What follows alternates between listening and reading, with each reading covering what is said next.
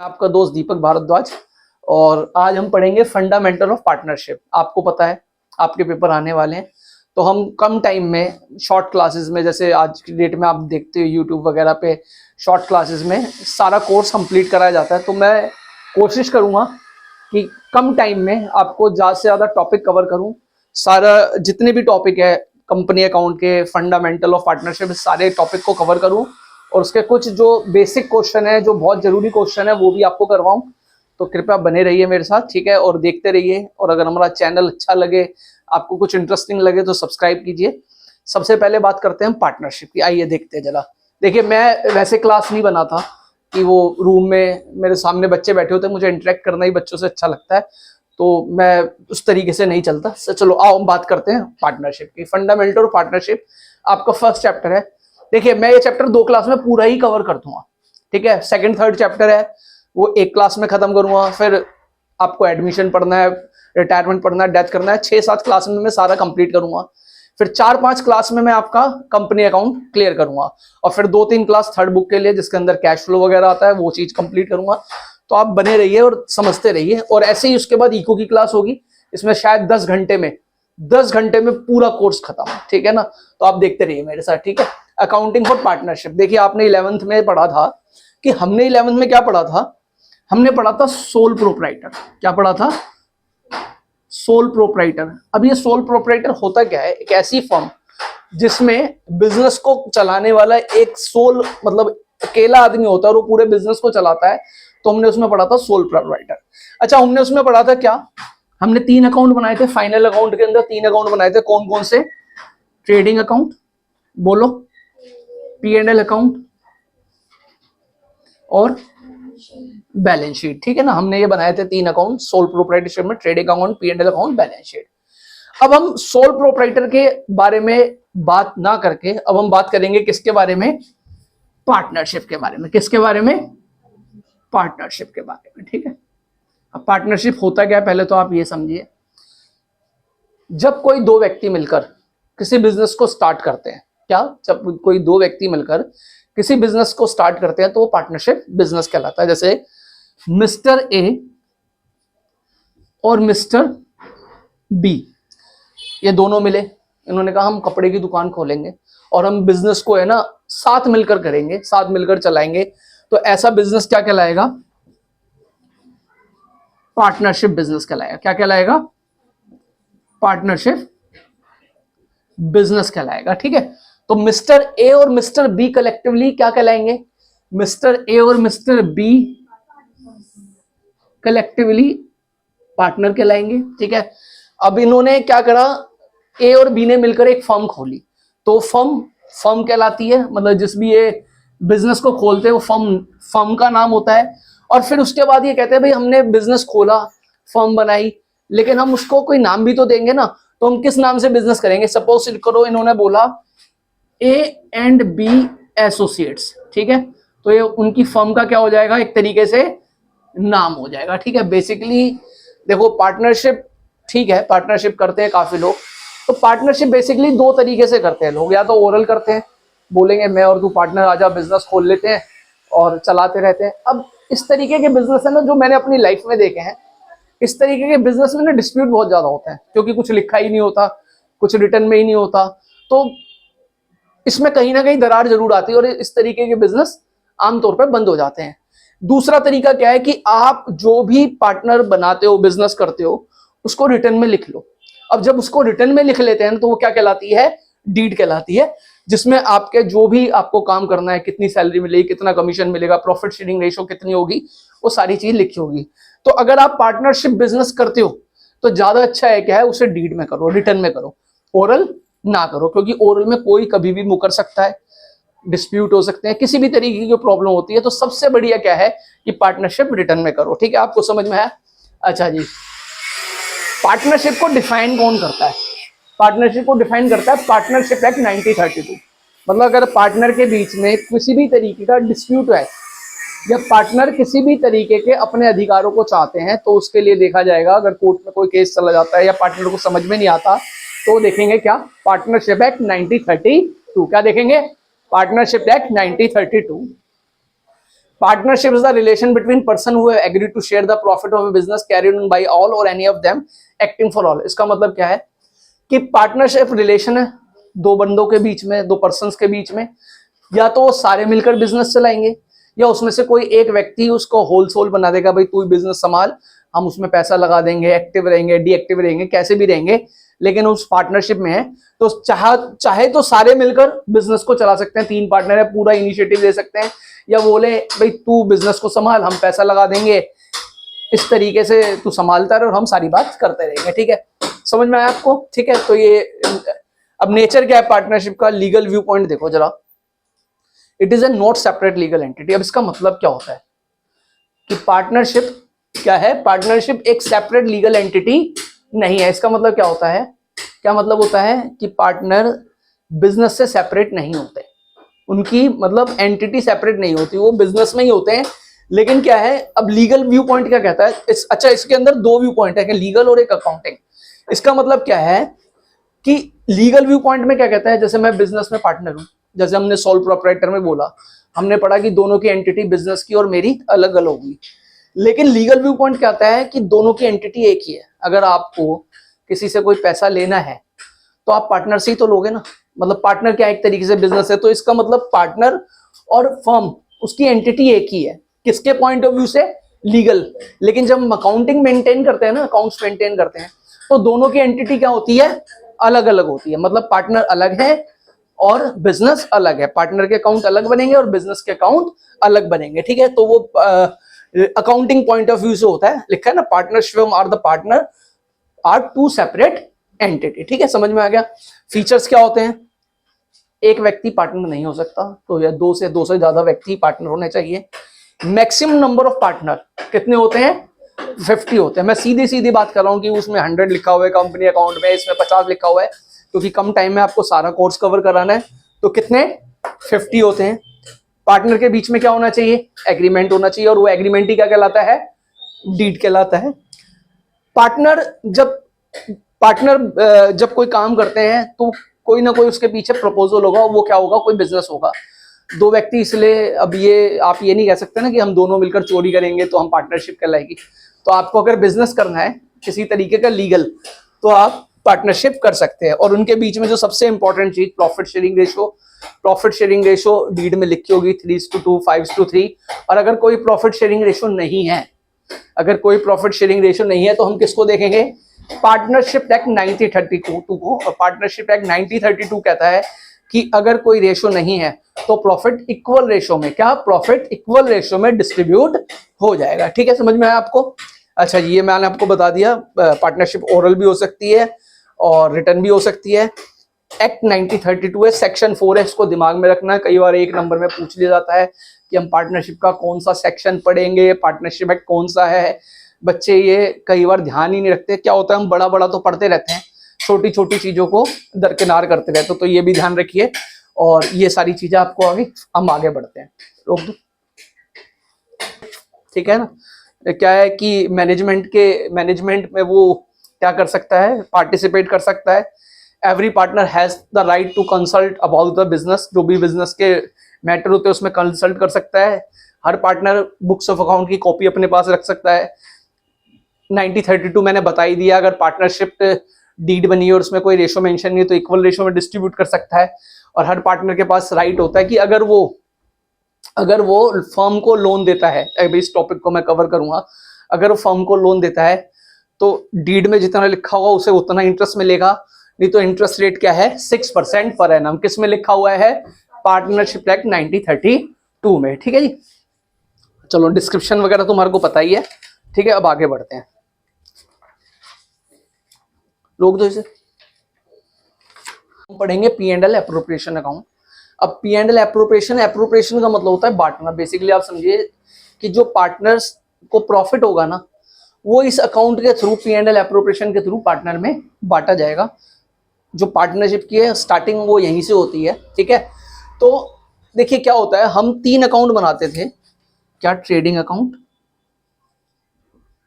Final account के अंदर P and L account और बैलेंस शीट। ये ऐसे ही बनेगा जैसे पहले बनता था, ये ऐसे ही बनेगा, पी एंड एल अकाउंट भी वैसे ही बनेगा। ठीक है, लेकिन इसके अंदर हमारे को एक अकाउंट बनाना पड़ेगा, P and L appropriation account. क्या? P and L appropriation account. Basically इस अकाउंट का मतलब क्या है कि इसमें जो पार्टनर्स होगा, जो पी एंड एल एप्रोप्रिएशन बनाएंगे, जो पार्टनर को प्रॉफिट होगा वो इसके थ्रू पार्टनर के बीच में क्या हो जाएगा, डिस्ट्रीब्यूट हो जाएगा। अब एक चीज ध्यान रखिए, इसका एक सेट फॉर्मेट है। बच्चे पता नहीं जब पूछते हैं नई नई एंट्री बताते हैं, बहुत आसान है बेसिकली। क्यों? क्योंकि इसका एक सेट फॉर्मेट है। इस फॉर्मेट के बाहर इसमें कुछ भी नहीं आएगा। तो इस फॉर्मेट को बड़े आसानी से, बड़े ध्यान से आप करिए, देखिए क्या होगा, ध्यान से समझिए। देखिए आपने पी एंड एल अकाउंट बनाया था, या तो प्रॉफिट आता है या लॉस आता है। तो हम प्रॉफिट से स्टार्ट करते हैं कि मानो कि हमारे को क्या है, प्रॉफिट आया है पी एंड एल अकाउंट से। तो हमने इधर लिखा वो प्रॉफिट ट्रांसफर हो जाएगा P and L appropriation account. पहला काम ये कि जो प्रॉफिट है या जो लॉस है उसे सबसे पहले आप P and L appropriation account में ट्रांसफर करेंगे। तो हमने यहाँ पे लिख दिया पी एंड एल अकाउंट, लिख दिया नेट प्रॉफिट आपके लिए। और अगर लॉस आ रहा है तो ऐसे इसे डेबिट साइड में लिखेंगे, फिर लिखेंगे P and L loss account, net loss P and L account. ठीक है, इस तरीके से लिखेंगे। या तो प्रॉफिट आएगा या लॉस आएगा, दोनों चीजें तो आती नहीं। अब क्रेडिट साइड में सिर्फ एक आइटम आती है, ठीक है, वो आती है इंटरेस्ट ऑन ड्राइंग। आपने 11th में पढ़ा है कि जो इंटरेस्ट ऑन ड्राइंग होती है वो फर्म के लिए इनकम होती है, और जितनी भी इनकम होती है वो क्या होती है, क्रेडिट होती है। तो हमने इधर लगा इंटरेस्ट ऑन ड्राइंग कि पार्टनर जब ड्राइंग निकालेंगे तो उसके ऊपर फर्म क्या लेती है, उससे इंटरेस्ट लेती है। तो ए और बी जितना भी इंटरेस्ट देंगे फर्म को वो इधर आएगा। ठीक है, अब इधर क्या आएगी चीजें, ध्यान से देखिए। इंटरेस्ट ऑन कैपिटल, जो आपने कैपिटल लगाई है उसके ऊपर फर्म आपको कितना इंटरेस्ट देगी, ए और बी का। हो ये भी हो सकता है क्वेश्चन में कई बार कि सिर्फ कैपिटल ए ने लगाई है, बी ने लगाई नहीं, बी को सैलरी मिल रही है, तो इस तरीके भी क्वेश्चन हो सकते हैं। ठीक है, तो जिसने भी लगाई है जितना भी इंटरेस्ट है कैलकुलेट करके आप उसे डाल सकते हो, आपको सिखाएंगे। फिर पार्टनर को, किसी पार्टनर को सैलरी मिल रही है, किसी पार्टनर को कमीशन मिल रहा है, तो वो इसके अंदर आएगी। अगर आप कोई रिजर्व बनाना चाहते हो, जर्नल रिजर्व प्रॉफिट में से, तो वो इसके अंदर आएगा, P and L of appropriation account के अंदर आएगा। फिर क्या होगा, देखिए अगर क्रेडिट साइड डेबिट साइड से ज्यादा है, क्या क्रेडिट साइड डेबिट साइड से ज्यादा है, तो फर्म को होगा प्रॉफिट। क्या होगा, मतलब पार्टनर्स को प्रॉफिट होगा और पार्टनर्स में डिस्ट्रीब्यूट हो जाएगा। और अगर डेबिट साइड क्रेडिट साइड से ज्यादा है तो क्या होगा, लॉस होगा। अगर पार्टनर को प्रॉफिट हो रहा है तो वो इस तरफ, मतलब डेबिट साइड में आ जाएगा, टू प्रॉफिट ट्रांसफर टू, या तो एक कैपिटल अकाउंट में आएगा या करंट अकाउंट में आएगा। तो हम आपको नेक्स्ट क्लास में या नेक्स्ट वीडियो में बताएंगे कि कैपिटल में कैसे आता है और करंट अकाउंट क्यों बनता है और कैपिटल अकाउंट क्यों बनता है। और अगर लॉस होगा तो लॉस ट्रांसफर हो जाएगा, ए कैपिटल अकाउंट में, बी करंट अकाउंट में। मतलब या तो आपको प्रॉफिट होगा या लॉस होगा, और इस तरीके से इसका ट्रीटमेंट होगा। तो आप इसको ध्यान से देखिए, एक बार ध्यान से समझिए। इसका एक सेट फॉर्मेट है, इसके अलावा इसमें कोई भी आइटम इसके अंदर नहीं आएगी। तो सबसे पहले स्टार्टिंग यहीं से होती है। हम जब अकाउंट बनाते हैं तो पी एंड एल एप्रोप्रिएशन बनता है। क्या होता है ये दोबारा बता देता हूँ। जो प्रॉफिट आता है, अगर पार्टनरशिप हम बना रहे हो, उसमें जो प्रॉफिट आता है, जो प्रॉफिट पार्टनर के बीच में डिस्ट्रीब्यूट होगा, किस तरीके से डिस्ट्रीब्यूट होगा, इस तरीके से। आपके उसके लिए क्या बनाना पड़ेगा, P and L appropriation account. अब आप इसको ऊपर एक दो क्वेश्चन कराता हूँ, आप इसको रिकॉर्ड कीजिए। ठीक है, बहुत सिंपल, बाकी आप जो भी करते रहना। सपोज करो फर्म को जो प्रॉफिट आया था वो 1 लाख रुपए का आया था, हमने P and L appropriation account में उसे क्रेडिट साइड में ट्रांसफर कर दिया। जो इंटरेस्ट ऑन ड्राइंग थी, अजम्पशन पे कि ए की इंटरेस्ट ऑन ड्राइंग 30,000 रुपए थी, बी को 20,000 रुपए मिल रहे थे, तो 1,50,000 रुपए टोटल फर्म के पास प्रॉफिट या इंटरेस्ट ऑन ड्राइंग के रूप में आए। इंटरेस्ट ऑन कैपिटल 20,000, 10,000, 30,000 टोटल था। उसके बाद ए को सैलरी 10,000 रुपए दे रहे थे, बी को सैलरी कितनी दे रहे थे, हम 10,000 दे रहे थे। अब फर्म के पास कितना है, 1 लाख, और खर्च कितना हो गया, तो सॉरी खर्च कितना हो गया, 50,000। ठीक है, तो कितना प्रॉफिट पार्टनर के बीच में ट्रांसफर होगा, 1 लाख रुपए का। ठीक है, अब क्या है, अगर इनकी रेशियो इक्वल है तो आप इधर लिखोगे 50,000, 50,000। ठीक है, और इधर लिख दोगे कितना, प्रॉफिट को ट्रांसफर करना है, जो भी उनकी गिवन रेशो होगी। अब सपोज करो ये डिस्ट्रीब्यूट होता है 7:3 की रेशो में, तो आप इसे कैसे बांटोगे? 70,000 और 30,000। तो यहां पे आप क्या लिख दोगे? 70,000 और 30,000। ठीक है, तो इस तरीके से क्वेश्चन होंगे, आपको भी सैलरी, कमीशन और भी बहुत सारी चीजें। अभी आपको एक क्वेश्चन करा जाएगा जो बड़ा इंपॉर्टेंट है, जिसमें बच्चे अधिकतर फंस जाते हैं, वो appropriation more than available profit. क्या? Appropriation more than available profit. इसको करिए, मैं अब आगे कराता हूँ इसको, ठीक है ना? ध्यान से समझना, ठीक है ना? देखिए अलग सा क्वेश्चन है, थोड़ा सा ध्यान देना कि कैपिटल, ये क्वेश्चन है ए और बी है, ठीक है, और इनकी कैपिटल 3:2 की रेशो में दे रखी है, ठीक है। और ए ने कैपिटल लगाई है 20 लाख रुपए, बी ने कोई कैपिटल नहीं लगाई। बी को सैलरी मिल रही है 8,000 पर मंथ, ठीक है, कितने हैं? 8,000 rupees per month. Interest on capital मिल रहा है ए को मिलेगा, क्योंकि कैपिटल ए ने लगाई है 8% पर एनम, और प्रॉफिट है 80,000 रुपए, ठीक है। अब सबसे पहले हम ए और बी का हिस्सा निकालते हैं कि उनको जिस तरीके से लिखा हुआ उनको कितना हिस्सा मिलेगा, देखते हैं जरा। देखिए ए का हिस्सा देखते हैं। ए को 20 लाख रुपए उसने कैपिटल लगाई है, 8% पर एनम के हिसाब से कितना पैसा मिलना चाहिए? 1,60,000 रुपए। कितना मिलना चाहिए? 1,60,000। अब बी को मिल रही है 8,000 रुपए पर मंथ सैलरी, तो पूरे साल की कितनी हो गई? 96,000, ठीक है। बी की सैलरी कितनी हो गई? 96,000। अगर दोनों का हम टोटल करें तो 2,56,000 आता है। मतलब हमारे को जो डिस्ट्रीब्यूट करना है, इसके हिसाब से हमारे पास कम से कम प्रॉफिट 2,56,000, 2,56,000 को होना चाहिए।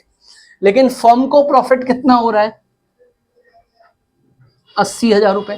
कितना हो रहा है? 80,000 रुपए का प्रॉफिट हो रहा है। तो ये कैसे डिस्ट्रीब्यूट होगा? तो इसका एक तरीका है, वो आप देखते हैं। ये टॉपिक कौन सा है? प्रॉफिट मोर देन अवेलेबल प्रॉफिट। कि हमारा जो प्रॉफिट है वो कम है और जो हमारे को डिस्ट्रीब्यूट करना है वो ज्यादा है। एक ये केस होता है, एक चार्ज वाला होता है। मैं दोनों आपको बताऊंगा, पहले आप इसको समझिए, ठीक है। अब इसके लिए क्या करेंगे मैं आपको बता देता हूं, फिर इसको रब कर देंगे। ए का हिस्सा लिख लेंगे और बी का हिस्सा लिख लेंगे। कितना? 96,000, ठीक है। लिख लिया आपने? इसको काटेंगे और इनकी रेशियो निकाल लेंगे, वो आएगी 5:3, ठीक है, 5:3 आएगी।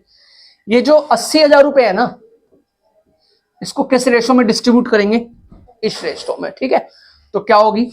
5/8 और 80,000 इंटू 3/8, तो इसका आएगा 50,000 और इसका कितना आएगा? 30,000 आएगा। मतलब इसको मिलना था कितना? 1,60,000। इसको हम कितना देंगे? 50,000। बी को मिलना था कितना? 96,000। देंगे कितना?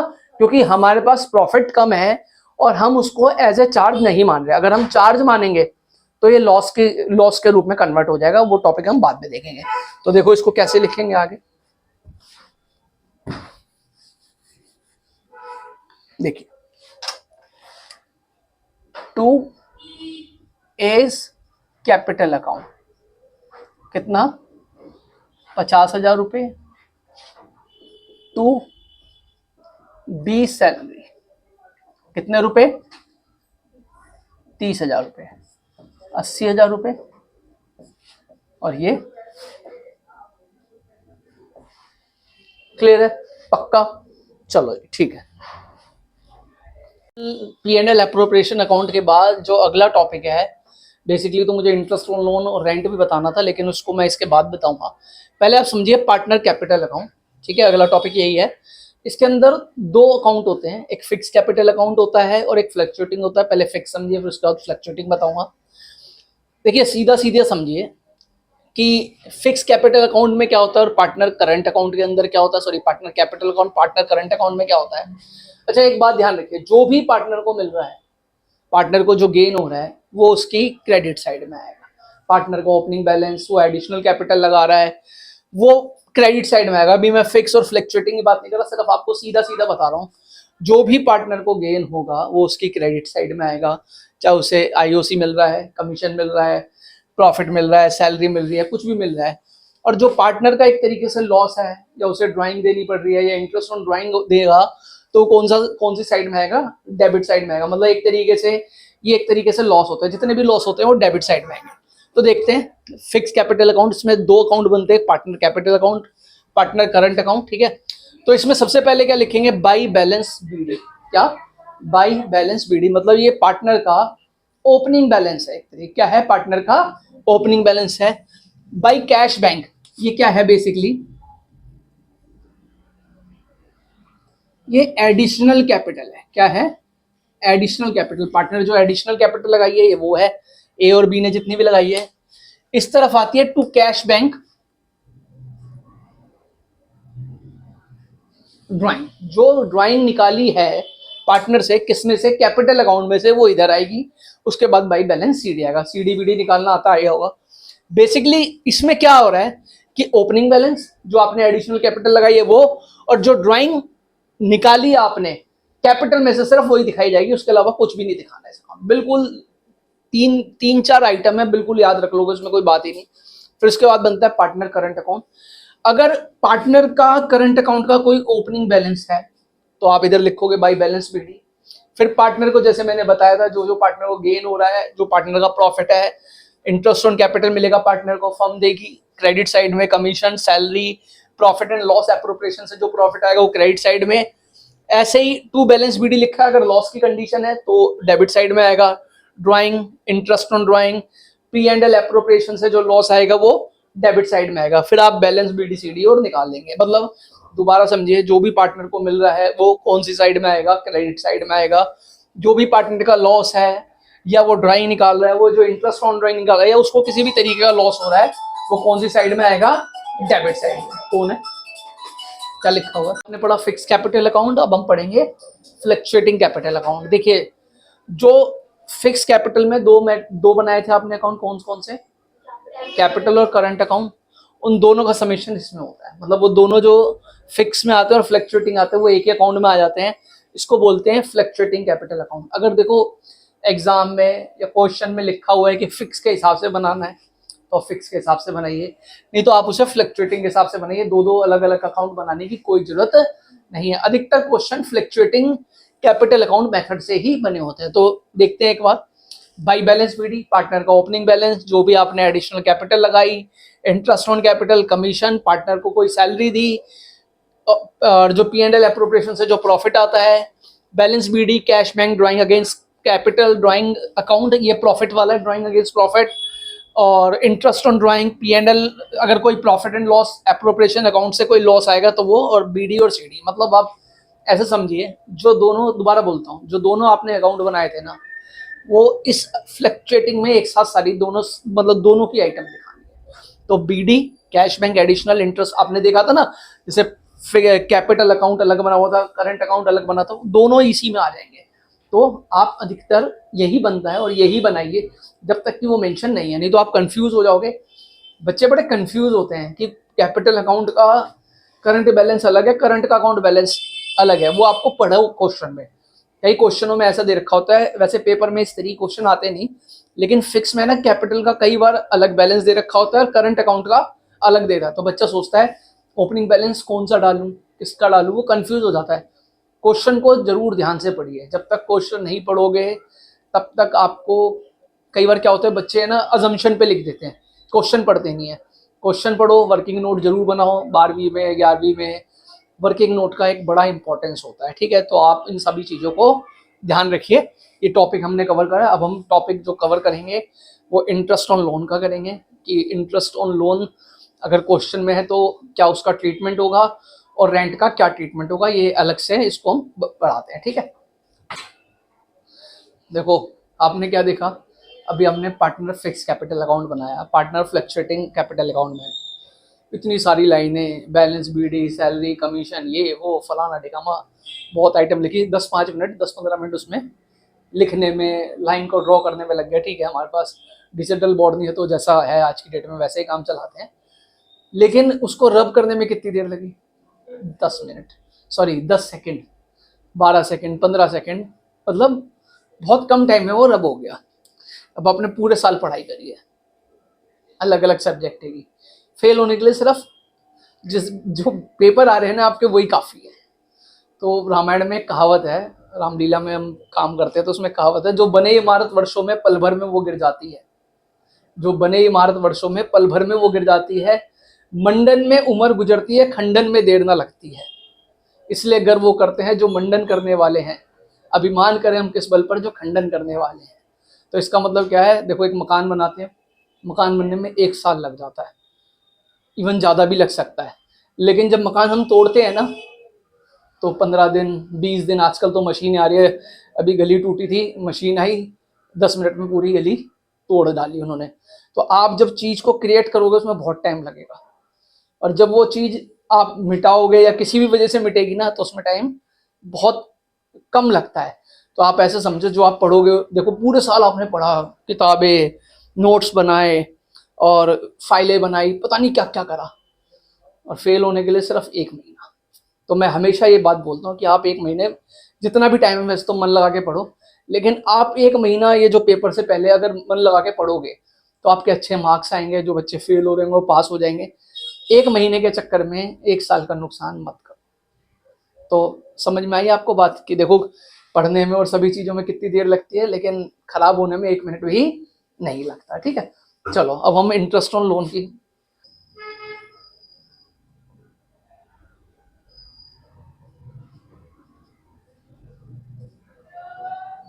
ठीक है, इंटरेस्ट ऑन लोन की मैं आपको समझाता हूँ, इसका क्या ट्रीटमेंट करना जरा देखिए। पार्टनर ए और बी, 2 पार्टनर थे, ठीक है। अब क्या हुआ, फर्म को है ना, अब हमने ये तो समझा ही था कि फर्म की एंटिटी पार्टनर से क्या होती है, अलग होती है।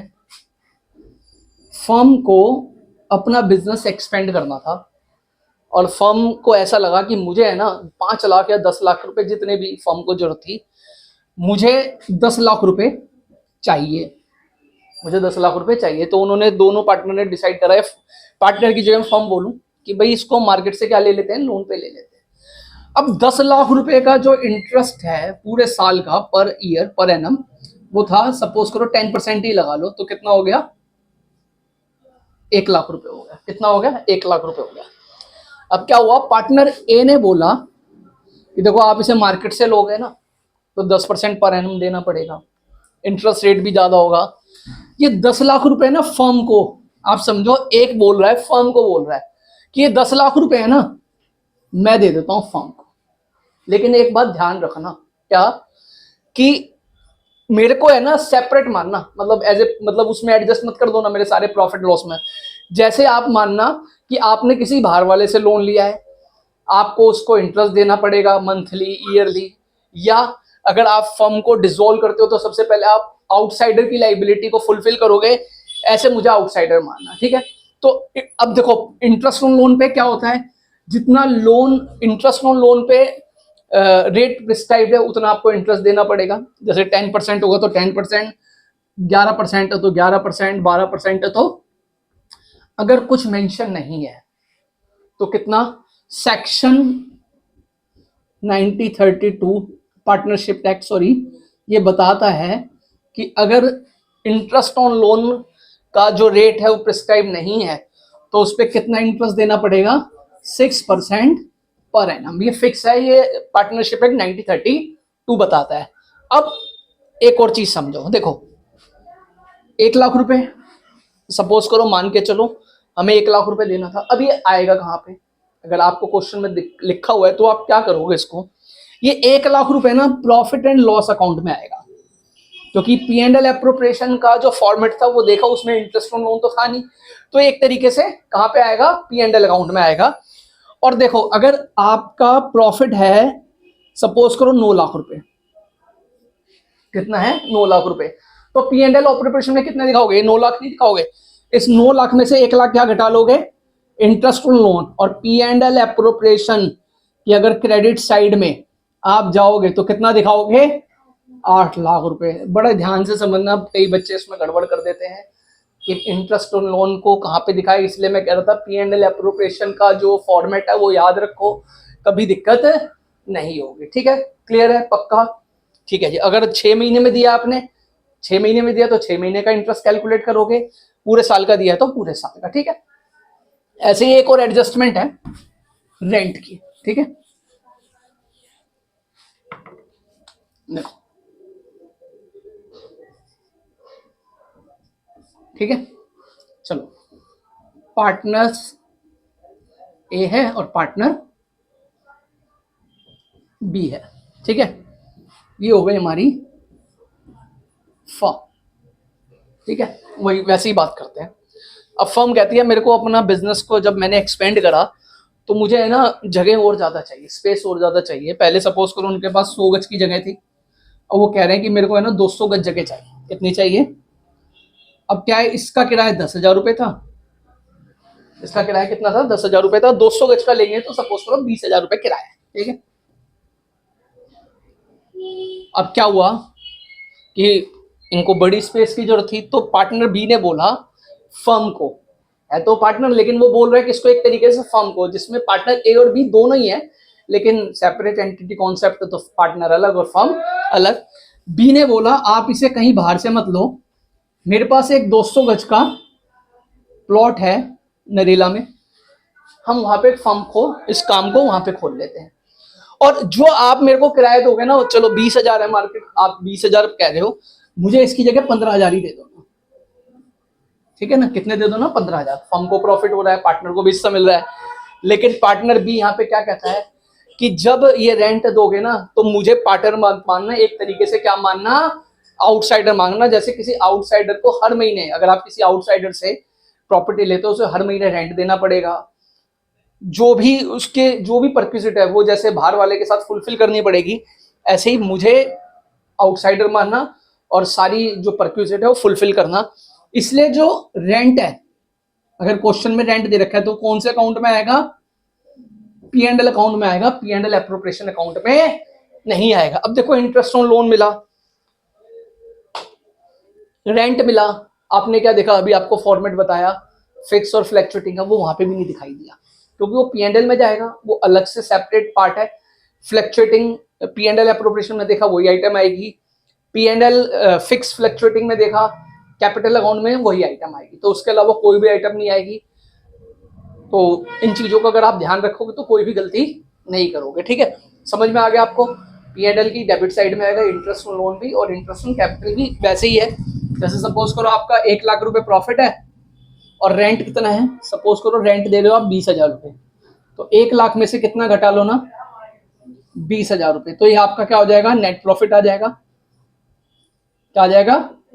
नेट प्रॉफिट आ जाएगा। और ये 80,000 रुपए यही कहा जाएंगे पी एंड एल एप्रोप्रिएशन की क्रेडिट साइड में जाएंगे, ठीक है। ठीक है जी, क्लियर है? पक्का? तो आज हमने कौन कौन से टॉपिक करे? Fundamental, P and L appropriation account, appropriation more than available profit, rent वाला, इंटरेस्ट ऑन कैपिटल और partner fluctuate account. Second class में मैं आपको बताऊंगा इंटरेस्ट ऑन कैपिटल कैसे चार्ज करा जाता है, interest on drawing, past adjustment, सबसे इंपॉर्टेंट ये जो चैप्टर है इसके अंदर पास्ट एडजस्टमेंट, क्योंकि सबसे ज्यादा बच्चे कंफ्यूज पास्ट एडजस्टमेंट में होते हैं, और उसके बाद गारंटी और प्रॉफिट। नेक्स्ट क्लास में या दूसरी क्लास में या मे बी एक क्लास और लग सकती है, ये टॉपिक कंप्लीट हो जाएगा। जय श्री राम। ये जो मैं आपको अगला टॉपिक है वो रिम्यूनरेशन टू पार्टनर है। बेसिकली इसके अंदर दो टॉपिक कवर करेंगे, सैलरी और कमीशन का। देखिए, जो सैलरी और commission to a partner is an appropriation of profit, वो एप्रोप्रिएशन ऑफ प्रॉफिट है एंड नॉट ए चार्ज। मतलब क्या है कि अगर आपको क्वेश्चन में दे रखा होगा पार्टनर की सैलरी और पार्टनर का कमीशन, तो उसे आप एप्रोप्रिएशन मान के चलोगे, चार्ज मानकर नहीं चलोगे, ठीक है। समझ में आया आपको? आपको बताया था एप्रोप्रिएशन का मतलब क्या है और चार्ज का मतलब क्या है।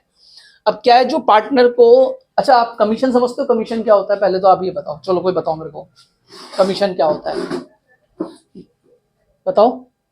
चलो मैं समझाता हूँ, वैसे तो आप भी बोल सकते हो लेकिन मैं बताता हूँ। जैसे आप मेरा 20,000 रुपये का माल बिकवाओ, मैं आपको उसका 10% क्या दूंगा? कमीशन दूंगा, इट इज ए कमीशन। तो जो फर्म होती है अगर कमीशन दे रही है तो उसके लिए वो क्या होता है? एक्सपेंस होता है। क्या होता है? एक्सपेंस होता है, एक तरीके का इनडायरेक्ट एक्सपेंस होता है, पी एंड एल की डेबिट साइड में वो आ जाता है। लेकिन क्या है, ये हम जो कमीशन दे रहे हैं वो किसी बाहरी व्यक्ति को दे रहे हैं, किसी को भी दे रहे हैं, लेकिन हम पार्टनर को नहीं दे रहे, क्योंकि अगर पार्टनर को मिलेगा पी एंड एल एप्रोप्रिएशन में, क्या देखा आपने? पी एंड एल एप्रोप्रिएशन बनाया, अगर हम पार्टनर को सैलरी और कमीशन दे रहे हैं, क्या सैलरी और कमीशन दे रहे हैं, तो पी एंड एल एप्रोप्रिएशन की कौन सी साइड में आएगा? डेबिट साइड में आएगा। तो इसलिए मैंने आपको एप्रोप्रिएशन और प्रॉफिट वाला बताया, ठीक है। तो सैलरी तो पता ही है आपको क्या करना है उसका। अगर किसी एम्प्लॉय को दे रहे हो तो P&L की डेबिट साइड में आएगा, लेकिन पार्टनर को दे रहे हो तो P&L एप्रोप्रिएशन की डेबिट साइड में आएगा, ठीक है। अब ये कमीशन के ऊपर बात करते हैं। क्या लिखा है, percentage of net profit or distributable profit before charging commission, net profit or distributable profit into rate of commission into 100, मतलब तो इसमें आप पढ़ेंगे percentage of net profit or distributable profit before charging commission, तो net profit or distributable profit into rate of commission into 100। अब इसका मतलब क्या है कि जैसे आपको प्रॉफिट हुआ, सपोज करो 1 लाख रुपए, तो कह रहा है before profit before charging commission 10% का आपको रेट दे रखा है, तो आप सीधा 10/100 और कितना कमीशन बैठ जाएगा इसका, 10,000 रुपए। कितना बैठ जाएगा, 10,000 रुपए। अगर बिफोर है तो इस तरीके से, और आफ्टर है आपने 11 में पढ़ा हुआ था, जैसे मैनेजर कमीशन का हम ट्रीटमेंट करते थे वैसे ही है। Percentage of net profit distributable profit into rate of commission 100 plus rate of commission. मतलब इसमें कैसे करेंगे, जैसे सपोज करो 1 लाख रुपए प्रॉफिट दे रखा है, ठीक है, और उसका रेट 10% है, तो इसका मतलब वो 10% प्रॉफिट में इंक्लूड था उसका कमीशन। तो हम क्या करेंगे, 110 कर देंगे और जितना भी अमाउंट आएगा वो कमीशन माना जाएगा। जैसे सपोज करो, एक आपको आसान तरीका बताता हूँ समझने के लिए। जैसे सपोज करो 105 रुपए की कोई आइटम है, 105 रुपए की कोई आइटम है, सीधा सीधा सा बताता हूँ, और उसमें है ना इसके अंदर 5% जो टैक्स है वो इंक्लूड है। तो आप मुझे ये बता सकते हो कि इसका टैक्स अमाउंट कितना है और प्रोडक्ट का अमाउंट कितना है, बता सकते हो? देखो बड़ा आसान है, टैक्स का रेट कितना है 5%, परसेंटेज 100 और प्लस उसमें क्या कर दो 5 कर दो, 105। जैसे इसमें करा 110, तो जब इसको इससे काटोगे तो 5 रुपए किसका अमाउंट आ जाएगा, टैक्स का अमाउंट आ जाएगा, और 100 रुपए क्या आ जाएगा, प्रोडक्ट का प्राइस आ जाएगा। ऐसे मतलब इसमें क्या था, इसमें 105 रुपए में टैक्स का अमाउंट इंक्लूड था। ऐसे ही ये जो प्रॉफिट है इसमें कमीशन का अमाउंट इंक्लूड है, तो जितना भी परसेंटेज दे रखा हो, जैसे 20% दे रखा है तो 20 बटा क्या कर देंगे 120 कर देंगे। इस तरीके से ये निकालेंगे। बिल्कुल ध्यान रखना, बच्चे कंफ्यूज होते हैं बिफोर और आफ्टर में। बिफोर में जैसा आप सिंपल करते हो वैसे ही, और आफ्टर में सिर्फ ये चीज करनी है कि 20 दे रखा है 20/120, 30 दे रखा है 30/130, और परसेंटेज ऑफ नेट सेल, जितनी भी सेल हुई है सेल के ऊपर। ये दोनों चीजें किसके ऊपर है, किसके ऊपर है, प्रॉफिट के ऊपर, सेल के ऊपर। अगर सेल हुई 10 लाख रुपए और हम दे रहे हैं कितना कमीशन 20%, तो वो कितना हो जाएगा 20,000 रुपये हो जाएगा। ध्यान देना, क्वेश्चन जरूर पढ़ना।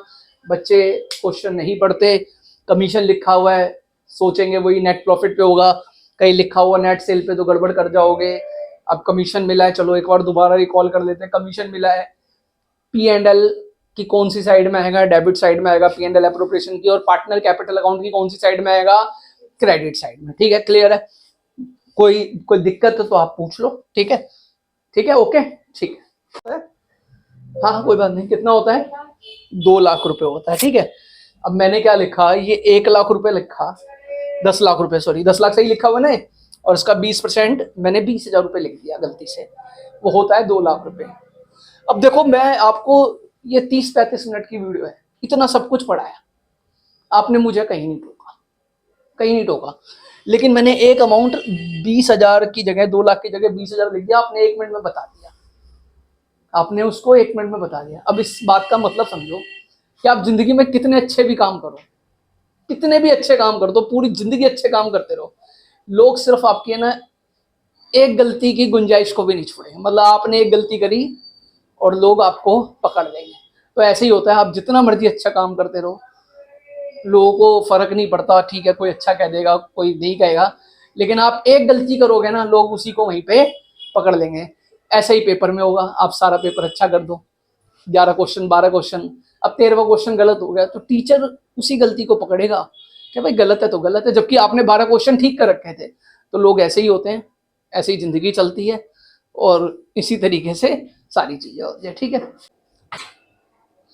देखो आपने क्या देखा, अभी हमने पार्टनर फिक्स कैपिटल अकाउंट बनाया, पार्टनर फ्लक्चुएटिंग कैपिटल अकाउंट में इतनी सारी लाइनें, बैलेंस, बीडी, सैलरी, कमीशन, ये वो फलाना ढिकामा, बहुत आइटम लिखी। 10-5 मिनट 10-15 मिनट उसमें लिखने में, लाइन को ड्रॉ करने में लग गया। ठीक है, हमारे पास डिजिटल बोर्ड नहीं है तो जैसा है आज की डेट में वैसे ही काम चलाते हैं, लेकिन उसको रब करने में कितनी देर लगी?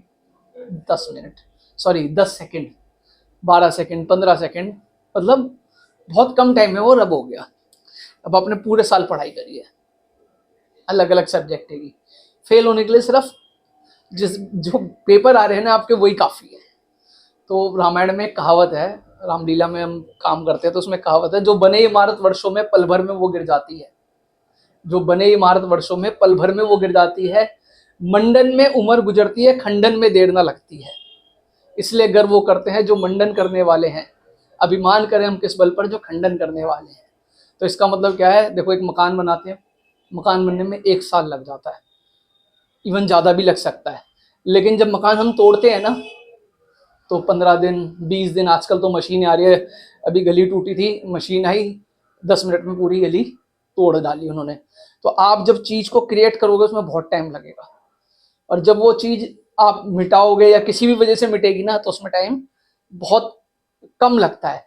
तो आप ऐसे समझो, जो आप पढ़ोगे, देखो पूरे साल आपने पढ़ा, किताबें, नोट्स बनाए और फाइलें बनाई, पता नहीं क्या क्या करा, और फेल होने के लिए सिर्फ 1 महीना। तो मैं हमेशा ये बात बोलता हूँ कि आप 1 महीने, जितना भी टाइम है वैसे तो मन लगा के पढ़ो, लेकिन आप 1 महीना ये जो पेपर से पहले अगर मन लगा के पढ़ोगे तो आपके अच्छे मार्क्स आएंगे। जो बच्चे फेल हो रहे होंगे वो पास हो जाएंगे। 1 महीने के चक्कर में 1 साल का नुकसान मत करो। तो समझ में आई आपको बात कि देखो, पढ़ने में और सभी चीज़ों में कितनी देर लगती है, लेकिन खराब होने में 1 मिनट भी नहीं लगता।